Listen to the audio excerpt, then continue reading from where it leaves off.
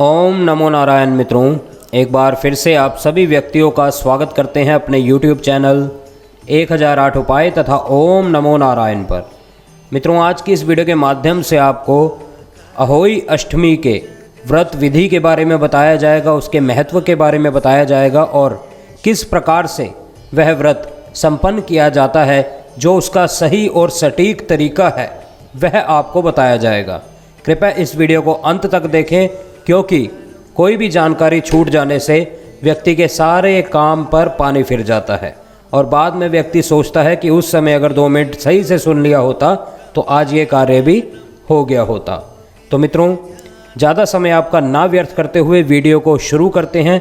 उससे पहले मेरा आप सभी से अनुरोध है, जो भी व्यक्ति इस वीडियो को पहली बार देख रहा है, हमारे चैनल पर नए हैं, वह वीडियो को लाइक ज़रूर कर दे और चैनल को सब्सक्राइब जरूर कर दे और कमेंट में अवश्य लिखें जय अहोई माता। तो मित्रों, अब शुरू करते हैं इस वीडियो को।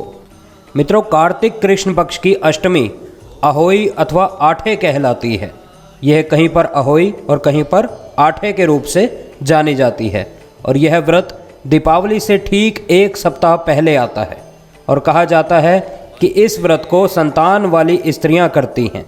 दूसरे शब्दों में यह कहा जाता है कि अहोई अष्टमी का व्रत छोटे बच्चों के कल्याण के लिए किया जाता है, जिसमें अहोई देवी के चित्र के साथ सेई और सेई के बच्चों के चित्र भी बनाकर पूजे जाते हैं। अब जानते हैं इस व्रत का महत्व।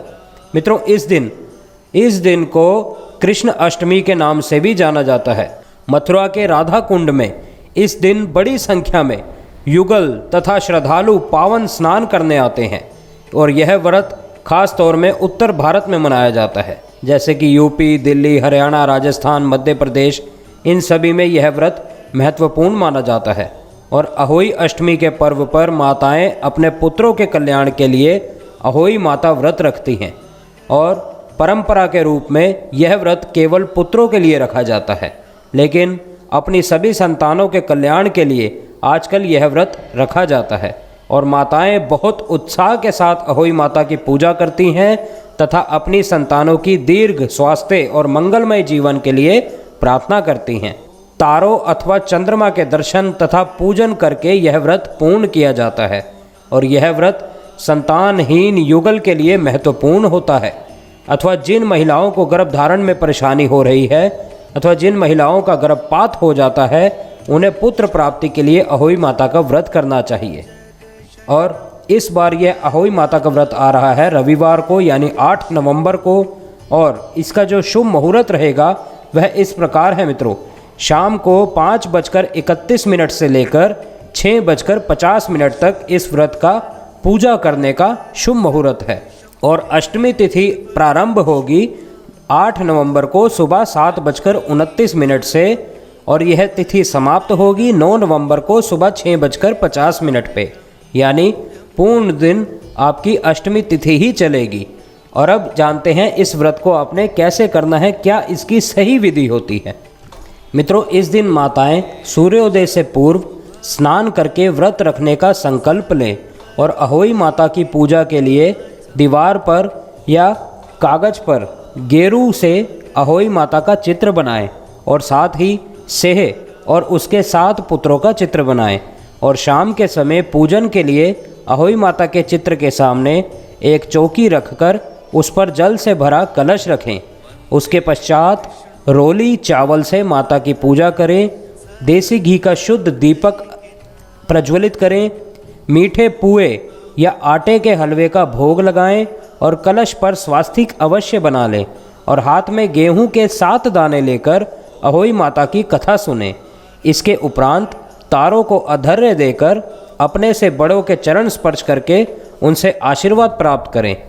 तत्पश्चात अपना व्रत खोलें।